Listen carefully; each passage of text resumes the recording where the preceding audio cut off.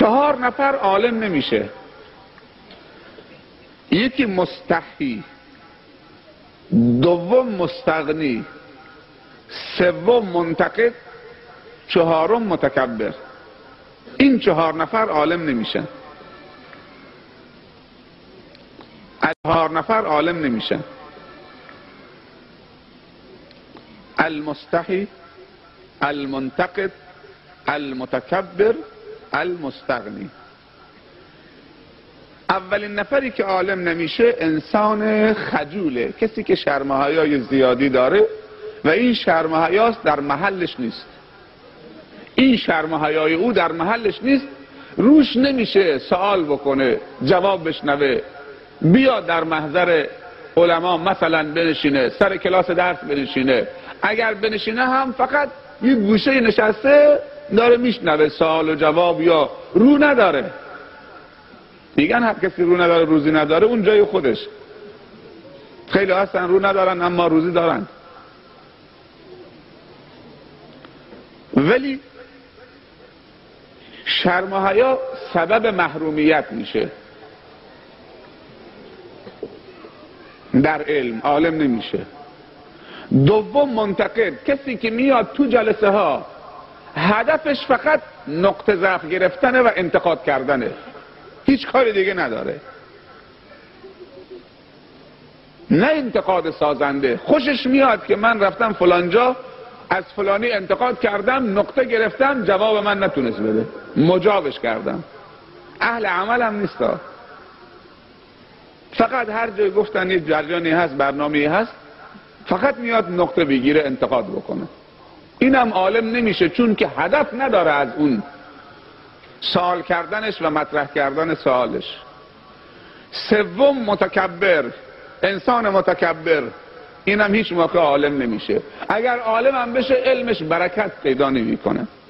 مهم عالم شدن نیست، مهم برکته. مهم تاجر شدن نیست، مال جمع کردن نیست، مهم برکت ماله. مهم جوان بودن نیست، مهم برکت جوانیه. مهم سالم بودن نیست.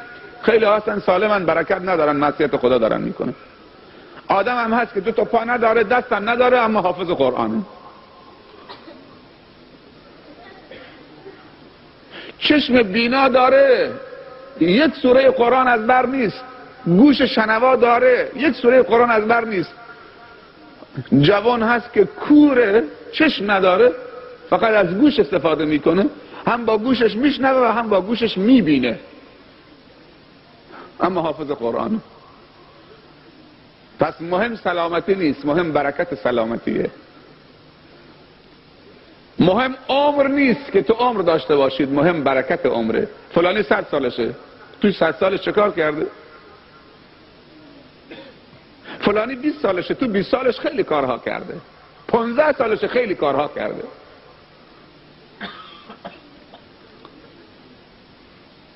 مهم مرد بودن نیست. فلانی زنه. یکی از دوستان میگفت که یکی میخواست که حرفی بزنه، منزلت کسی رو پایین بیاره، گفت فلانی از زنم پستره. تو یک جلسه ای فلانی از زنم پستره، از زنم کمتره. کی گفته زن پسته؟ که تو اینطوری داری تشبیه میکنی فلان مرد از زن پستره. کی گفته زن پسته؟ تو داری میگی زن پسته.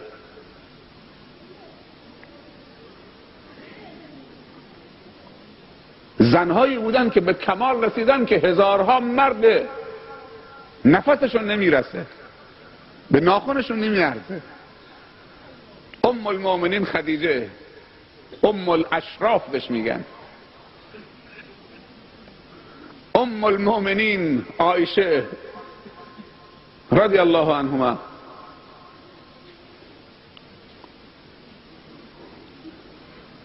بیست سال سنش بوده، دنیای علم بوده.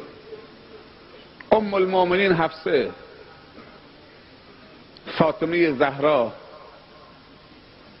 رضی الله عنها، اینها به کمال رسیدن. پس این نیست که اگر مرد بی برکتی دیدی اونو تشبیه بکنید بگید از زن پستره. نه، مرد بی برکت درسته، از زن بی برکت پستره. ولی مرد بی برکت و فاسق و فاجر و خلافکار و بی ایمان ما نمیتونیم بگیم از زنهای مؤمنه طاهره طیبه عالمه فاضله متقیه از اینا پستره. چون پستی و بلندی نه به زن و مردیه، نه به سیاه و سفیدیه، نه به پول و فقیری ثروت و فقر، نه به حاکم و محکوم بودن.